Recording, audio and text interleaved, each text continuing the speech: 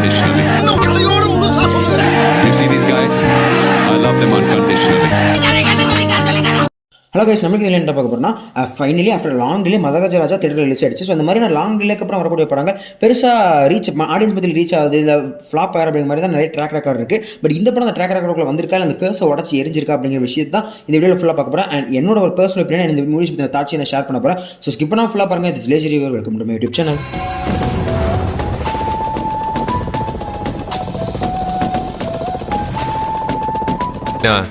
ஆட்டம் close இல்லை, நீ ஆளே க்ளோஸு.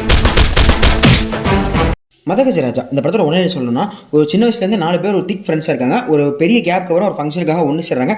சேரும்போது தான் ஒவ்வொருத்தருக்கும் இருக்கிற ஒரு பிரச்சனை வந்து நம்ம ஹீரோக்கு தெரிய வருது. ஸோ அதுக்கப்புறம் அது எல்லாம் யார் காரணம்னு பார்த்தா காமனாக நம்ம சோனு சூட் தான் அதுக்கு வில்லனாக இருக்காரு. அதுக்கப்புறம் நம்ம விஷாலுக்கும் அவருக்கு ஒரு கான்ஃப்ளிக் பில்டாக இருந்துச்சு. ஸோ சோனு சூட் போய் பழி வாங்கினாரா இல்லையா, இவர் ஃப்ரெண்ட்ஸ்க்கு ஏற்பட்ட நஷ்டத்துக்கு அவர் பதில் சொல்ல வச்சாரா இல்லையா அப்படிங்கிறத அந்த படத்தோட ஒரு சிம்பிள் ஒன்லைனர் அப்படிங்கிற மாதிரி சொல்லலாம்.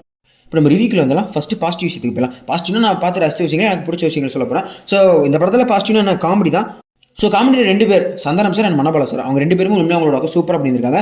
ஸோ மனபால சார் கிட்ட வந்துட்டிங்கன்னா அவர் வந்து ஒரு செகண்ட் ஹாஃப் ஒரு அளவுக்கு மேலே பணமாக தான் நடிச்சிருப்பார் இந்த படத்தில். ஸோ அந்த பணத்துக்கும் நம்ம மொட்டராஜேந்திரன் சார்னாக்கும் 2 பேருக்கும் நடுவில் ஒரு கான்ஃப்ளிக்ட் வச்சிருப்பாங்க. அது அவ்வளோ சூப்பராக ஒர்க் அவுட் ஆயிருந்திருக்கும். ஸோ அந்த சீக்வன்ஸ் பார்க்கும்போது என்ன பார்த்து படம் காமெடியாக இருந்தாலுமே கூட அது எக்ஸிகூஷன் நல்லா இருக்கிறதுனால உண்மையாக ரசிக்க முடிஞ்சது. அண்ட் கம்மியாக நம்ம சந்தானம் சார் பெருசாலாம் அழட்டிக்கல, ஒரு ஒன்லைனர் தூக்கி போகிறாரு. அது அவ்வளோ சூப்பராக அமைஞ்சிருது. எல்லாருமே அதை கொண்டாடுறாங்க அப்படிங்கிற மாதிரி தான் அமைஞ்சிருக்கு. ஸோ இந்த படத்தை பார்த்ததுக்கப்புறம் கண்டிப்பாக நிறைய பேர் சந்தானம் சார் கிட்ட கேட்கக்கூடிய ஒரு கேள்வி, எதுக்கு சார் நீங்கள் ஹீரோவாக மாறுறீங்க அப்படிங்கிறதா இருக்கலாம். ஸோ அந்த அளவுக்கு அவரோட ஒன்லைனர் அவ்வளோ சூப்பராக ஒர்க் அவுட் ஆயிருந்துச்சு. அது எனக்குமே ரொம்பவே பிடிச்சிருந்துச்சு.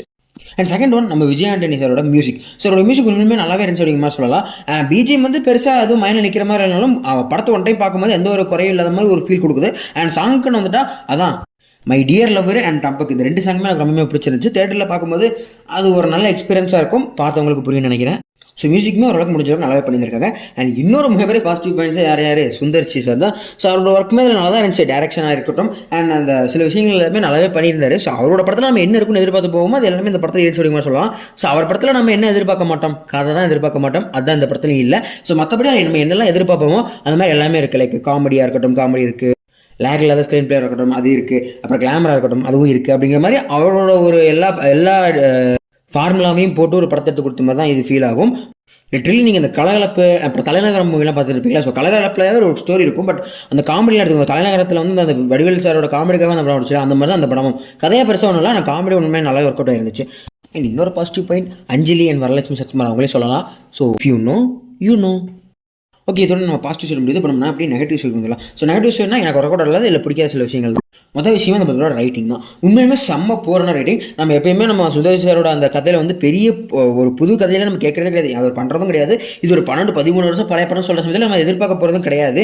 ஸோ ஒரு என்டர்டைன்மெண்டான படம் எதிர்பார்க்குற சமயத்தில் அதில் வரக்கூடிய வில்லன் இவ்வளோ பயங்கரமாக இருப்பான்னு சொல்லி அவ்வளோ தூரம் அவங்க ஸ்டோரியில் புஷ் பண்ணுறாங்க. ஆனால் அது அப்படி இருக்கான்னு கண்டிப்பாக இல்லை. ஸோ சோனு சூட் சொல்லி ஒரு மிகப்பெரிய ஆக்டரை கேஸ்ட் பண்ணி அவர் இப்படி மொக்கையாக கட்டுறதுலாம் நான் சத்தியமாக ஏற்றுக்க முடியல. பிகாஸ் அவருக்கு வந்து அந்த படத்தில் அவ்வளோ பில்டப் தராங்க.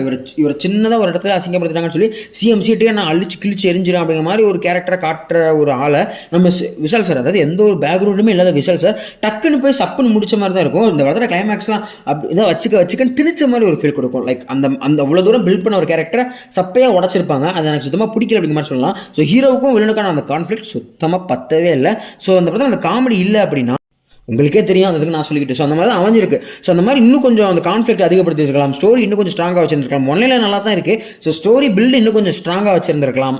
அண்ட் அந்த கிளாமரையுமே சொல்லி தான் ஆகணும், இதுவும் ஒரு மைனஸ் தான். பிகாஸ் அது கிளாமருங்கிற தாண்டி கொஞ்சம் வல்காரிட்டியாக போகிற மாதிரி எனக்கு ஃபீல் ஆச்சு. ஸோ ரொம்ப திணிச்ச மாதிரி அதுவும் ஃபீல் ஆச்சு. பிகாஸ் இவ்வளோ கிளாமருடைய சமயத்தில் நம்ம ஃபேமிலியோட போய் பார்க்க முடியுமான்னு கேட்டிங்கன்னா அது ஒரு மிகப்பெரிய கேள்வியாக தான் அமைஞ்சது.